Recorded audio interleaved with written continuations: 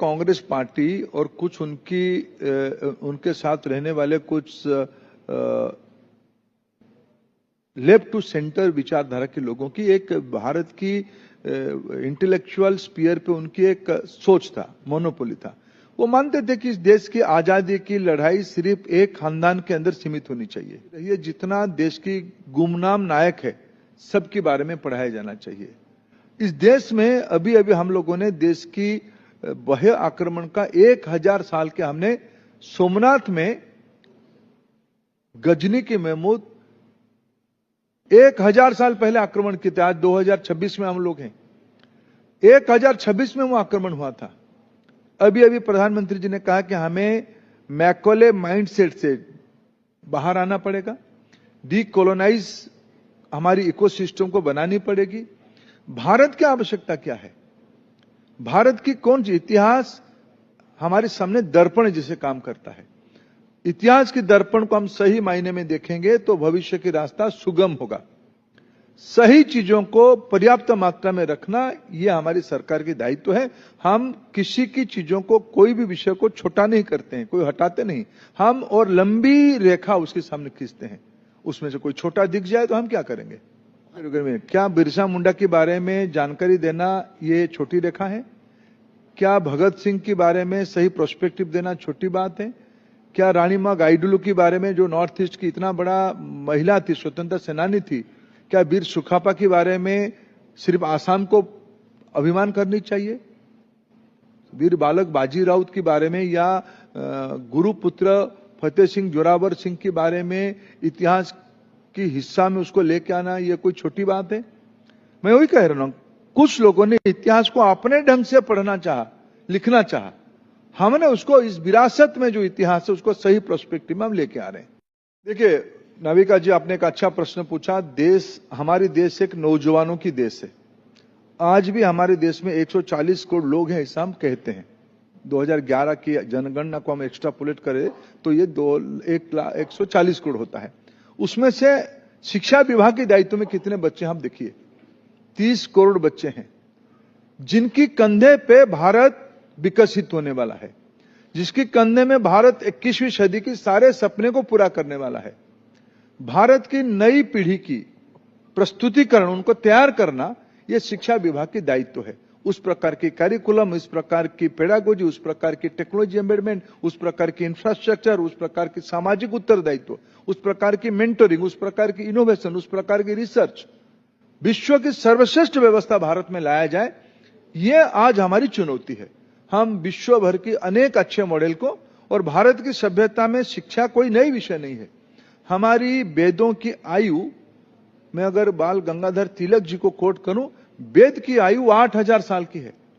हमारी भारत में आज मैं से 1000 मॉन्यूमेंट आपको गिनाऊंगा जो आर्किटेक्ट मार्वल्स कहा जाता है। ये सब 1-1500 साल पुरानी है। भारत में सभ्यता की वैज्ञानिक प्रमाण 5-6 हजार 7,000 साल पुरानी भी मिलती है। 10,000 साल पुरानी पैलियोलिथिक पीरियड की रॉक आर्ट भी मिलती है। इस सभ्यता एक जड़ से जुड़ी हुई सभ्यता, इस रूटेड जड़ से जुड़ी हुई सभ्यता को विश्व की दायित्व लेने का मैं जिम्मेवारी के साथ कहता हूं।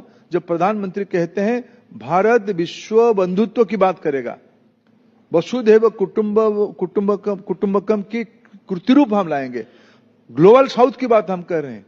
हम अपने को संभालना के साथ साथ विश्व की जरूरतमंद लोगों की आवश्यकता को संभालने की दायित्व भारत के ऊपर है। ये अभी के जो 30 करोड़ बच्चे हैं, वो जो निरंतर इस 30 करोड़ बच्चों को हम संभालेंगे, ये शिक्षा विभाग की दायित्व है। इसमें आप जैसे महानुभव से लेकर समाज के सभी घटकों की मानसिक सक्रियता, सुझाव और दायित्व से इसको हम पूरा करेंगे। कांग्रेस पार्टी की इन दिनों में जिस प्रकार की नकारात्मक रवैया है, देश की एक